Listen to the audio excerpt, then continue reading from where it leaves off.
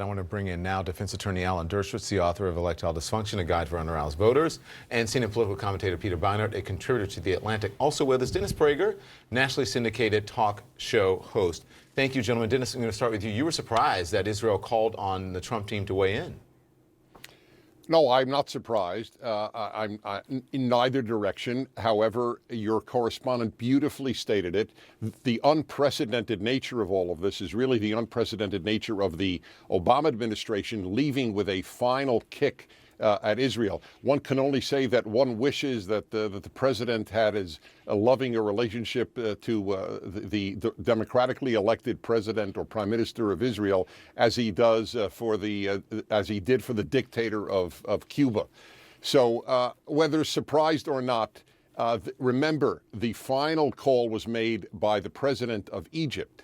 So obviously something very persuasive was stated in that phone call, and I think most Americans support ultimately what the president-elect did. Alan, I spoke with you earlier, and I think you're looking at this question this way. You don't want President Obama to tie the incoming president's hands by making policy changes in the final weeks, but he is still the president. Shouldn't he, if he wants to change policy, shouldn't he be able to do it as well, he he sees can change fit? policy, he can make speeches. What he should not do is change America's policy 40 years at the United Nations. If the Security Council resolution goes through, it completely ties the hand of an incoming president. You can't undo a Security Council resolution. You can't take away a veto. And this Security Council resolution is an invitation to the International Criminal Court to go after Israel.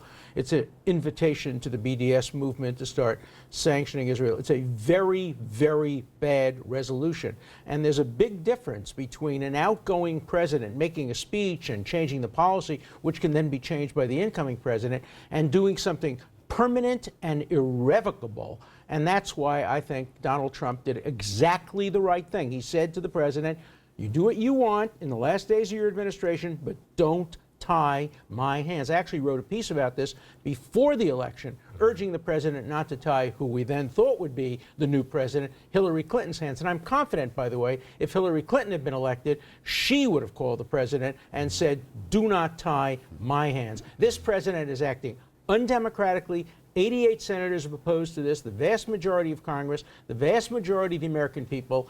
This is a parting shot by a frustrated president who thinks more of his own legacy. Okay, let me just finish one point. You have no right, Alan, you have no right to slur the president in an ad hominem way. You don't know what his motivations are, and that's beyond the pale. It's beyond the pale. Okay, you've spoken for long enough. Let me finish my point. Hold on, Peter. Hold on. I understand, but there are other people on the panel. I understand. Quickly, this go hurts ahead. the peace process. It makes it much harder for the Palestinians to come back and negotiate when they think they can get a state through the UN. Okay, first of all, with all due respect, you're both wrong. This is not unprecedented. The Bush administration, at the very end of George W. Bush's term, abstained from a UN resolution on ending the Gaza war, which was critical of Israel. The Israelis were bitterly upset at the Bush administration. The Reagan administration supported a UN resolution criticizing Israel when it attacked Osirak in Iraq, and in fact withheld weapons sales. So it's not, yes, but it's not unprecedented. First of all, it's not unprecedented even. It's not. I didn't. It's not even. No, in fact, the Bush administration did it at the very end of the Bush administration. You're wrong. It's not unprecedented. Second of all, we have to understand what settlements mean. You are entrenching Israeli control over a territory where Palestinians live under military law, lack free movement, are not citizens in the state in which they live, and lack the right to vote for the government of their country. And Jews have all of those rights. Many of the settlements, according to the Israeli government, are built on Palestinian, individually owned Palestinian land. What settlement growth means is that you essentially use the fact that they are non-citizens to take that land from them and give it to Israeli Jewish settlers. That's morally wrong, and many of Israel's own leaders have said it's very bad for Israel. None of them supports a UN resolution. Actually, many of them. Name me one. Name me one who supports a UN resolution. I don't know, but because you can't. What I do know is that 4 Israeli leaders, both Barack Omer, Dagan, who had Mossad, and Diskin, who had Shin Bet, all have said this is leading Israel to an apartheid future. Not my words, their words. Well, this is a serious problem. Oh, because you know better than that. I do. All right, stand by. Go Let him to respond. Ramallah sometime and see a beautiful city with not a single Israeli policeman, not a single Israeli soldier. The occupation is very complicated. Israel is not the only country that has settlements and occupations. There are 25 countries in the United Nations that are much worse. But the United Nations is singling out only Israel when 500,000 people are being killed in Syria and Aleppo. What the United Nations is doing is applying a double standard to Israel, and that has to stop. Just because other countries are doing things that are worse doesn't mean that a legal system in which one religious group has rights and the other doesn't is not morally wrong. I'm against the settlements. I am also against taking it, putting it in the United Nations, which has shown that it has no capacity to be even-handed in dealing with Israel. This Israeli government under Benjamin Netanyahu, without pressure, will continue to subsidize massively these settlements, destroying the possibility of a two-state solution. I don't believe that. All right. You can put pressure on it, but don't Dennis, tie the hands of the future president. Dennis, That's undemocratic. he said that it is not unprecedented. You want to respond to the conversation they've been having here? Yeah, I do. First of all, it is morally bankrupt, I'm sorry to use those terms, to blame Israel for the lack of peace in the Middle East. In the history of the world, when there has been a conflict between a democracy and an autocracy, there is not a single instance where the democratic and free state was the obstacle to peace. There isn't. This would be the unique exception in human history that the free people wanted war and the autocracy wanted peace. It is morally sick to blame Israel for the lack of peace in the Middle East. Yeah, go ahead. In the West Bank, that's what needs to be stated. You and I both Wait, who do you blame? Whom do you blame for the lack of peace? The fallacy in your argument, talking about Israel, a country you and I both love, is that in the West Bank, Israel is not a democracy in the West Bank. In a place where the vast majority of people who are Palestinian live under Israeli control and lack the right to vote for the state that controls their lives, in the West Bank, Israel is not a democracy. Why is that? Why because does the Israel- Palestinians turned down peace Yes, from exactly. Omer. They rejected the a state. Palestinians turned down a peace One at a offer time, from please. Omer. The Palestinians turned down a peace offer from Ehud Barak. And the the Palestinians turned down repeated peace offers. If there is anybody to blame for the continuing situation, it's the Palestinians who won't come to the negotiating table. There's plenty of So blame. why blame Israel only? No, I do not blame Israel Well, only. but the UN does. The Palestinians certainly deserve blame, but it is not the Palestinians who are massively subsidizing, paying Israeli Jews to move into the West Bank to support a settlement process that you also oppose because you know it's very dangerous. Why Let me finish. can- Very dangerous for why- Israel's future and fundamentally Meantime, 500,000 undemocratic. settlers have moved in, complicating this whole thing. Yes, making the possibility of a Palestinian state, which is the only way of maintaining Israel as a Jewish democratic state, harder and harder. That process is very dangerous for Israel. Dennis?